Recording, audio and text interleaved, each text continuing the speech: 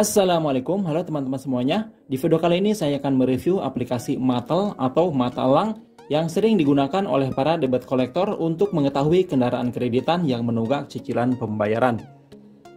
Oke, langsung saja simak video tutorialnya dan jangan lupa untuk subscribe terlebih dahulu di channel Sam Kapuk ini. Terima kasih. Untuk aplikasi Matel atau Mata Elang yang digunakan oleh para debt collector ternyata banyak sekali ya.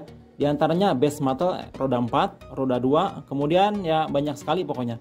Contoh salah satu saya coba yaitu Turkey Matel. Semua aplikasi itu bisa kalian download gratis di Play Store. Dan untuk uji coba biasanya gratis 2 hari ya. Berikutnya pembayaran. Pertama aplikasi ini dibuka, kita diharuskan untuk melakukan registrasi atau pendaftaran. Yaitu memasukkan nama, nomor telepon, serta area beroperasi.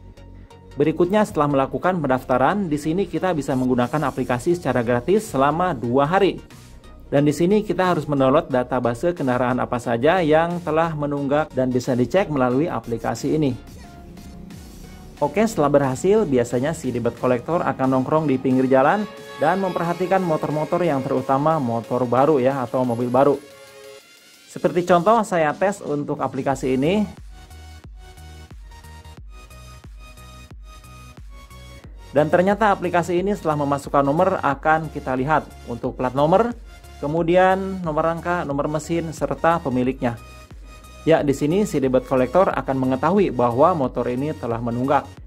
Dan kalau dia bekerja di leasing itu, tentu saja motor akan dikejar, dipepet, dan disita. Oke? Dan jika leasingnya berbeda, maka dia akan menghubungi temannya yang sama-sama debt collector.